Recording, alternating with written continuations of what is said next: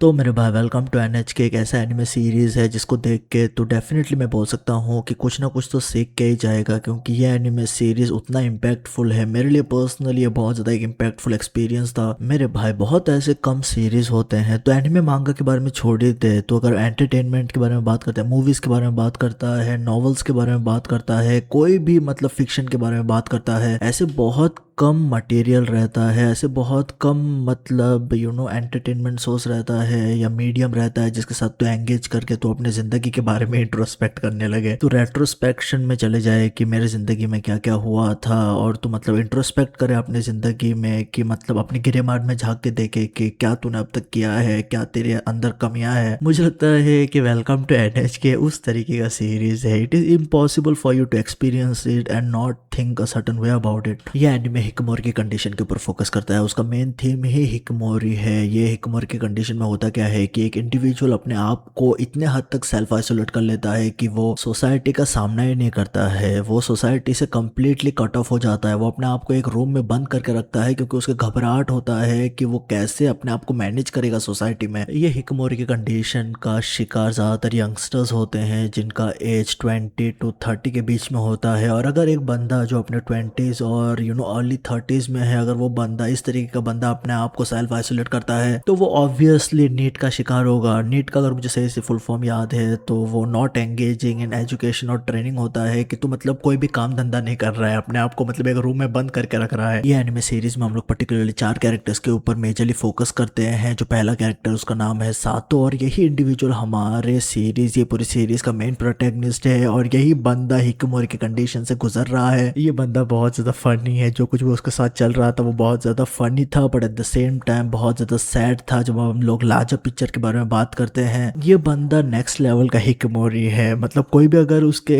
Room पे आके दरवाजे पे आके अगर रिंग बजा दे तो उसकी गांड फट जाती है। उसका मतलब वो मतलब अपने रूम से दरवाजे तक जाने के लिए उसकी गांड फटती है। ठीक है, इस लेवल का हिकमोरी ये बंदा है। सेकंड कैरेक्टर का नाम है मिसाकी, जो एक टीनेज लड़की है, और ये बहुत ही एक इंटरेस्टिंग कैरेक्टर ये पूरे सीरीज में, क्योंकि मिसाकी हेल्प करना चाहती है हमारे मेन प्रोटैगनिस्ट सातो को उसके हिकमोरी कंडीशन से बाहर आने के लिए। इस वजह से मिसाकी इनवाइट करती है सातो को, या वो सातो को सिलेक्ट करती है अपने प्रोजेक्ट में जिसका नाम है वेलकम टू एनएचके, और वही सब्सिक्वेंटली ये सीरीज का भी नाम है। मिसाकी का कैरेक्टर बहुत ज्यादा इंटरेस्टिंग इस वजह से भी है क्योंकि उसके बचपन में उसको बहुत ज्यादा अब्यूज से गुजरना पड़ा था। उसके जो माता पिता थे, जब मिसाकी 2 साल की बच्ची थी तब उसके पिता का देहांत हो गया था। इस वजह से उसकी माँ दूसरी शादी कर लेती है, और जो उसका स्टेप फादर आता है वो बहुत ज्यादा ही अब्यूसिव था मिसाकी की माँ की तरफ। वो बहुत ज्यादा मारता पीटता था मिसाकी की माँ को, और इसी वजह से मिसाकी की माँ सुसाइड कर लेती है। अल्टीमेटली जो स्टेप फादर था वो भी मर जाता है या गायब हो जाता है, तो मिसाकी अपने अंकल और आंट के साथ आती है जिंदगी बिताने के लिए। तो क्योंकि मिसाकी का चाइल्डहुड बहुत ही ट्रबल्ड चाइल्डहुड था, इस वजह से वो एक नोशन डेवलप करने लगती है अपने दिमाग में कि वो दूसरे के जिंदगी में एक लायबिलिटी है। जब कभी भी वो दूसरे के जिंदगी में आती है या वो जब वो दूसरे के साथ एंगेज करती है तो उनके साथ हमेशा बुराई होता है, तो वो अपने आप को नेगेटिवली देखने लगती है। मिसाकी अपनी जिंदगी में अपने सेल्फ वर्थ को खोजने की कोशिश कर रही थी, और इसी परस्यूट में वो सातो को हेल्प करती है, जो बेसिकली हिकमोरी है और वो मेन प्रोटैगनिस्ट है इस सीरीज का। अब मिसाकी जो एक टीनेजर है वो हेल्प करना चाहती है सातो को, क्योंकि वो सातो के साथ एक डिपेंडेंसी क्रिएट करना चाहती है जो जस्टिफाई करता है उसके एग्जिस्टेंस को। यहाँ पर मिसाकी के दिमाग में ये चल रहा है कि सातो उससे भी एक बदतर कंडीशन में है, सातो उससे भी नीचे है, तो अगर वो सातो को मदद करेगी ये हिकमोरी की कंडीशन से बाहर आने के लिए, अगर वो डिपेंडेंसी क्रिएट करती है सातो के साथ और सातो उसके बगैर रह नहीं सकता है, जिंदगी बिता नहीं सकता है, तो मिसाकी के दिमाग में ये एक विक्ट्री है, क्योंकि कोई ना कोई तो उसको चाहेगा, उसके वर्थ को वो जस्टिफाई करता है, उसके एग्जिस्टेंस को वो जस्टिफाई करता है। तो यहाँ पर मिसाकी इस वजह से मदद कर रही है सातो को। थर्ड कैरेक्टर का नाम है यामाजाकी। यामाजाकी एक टिपिकल ओटाकू है। उसके रूम में मतलब बहुत सारे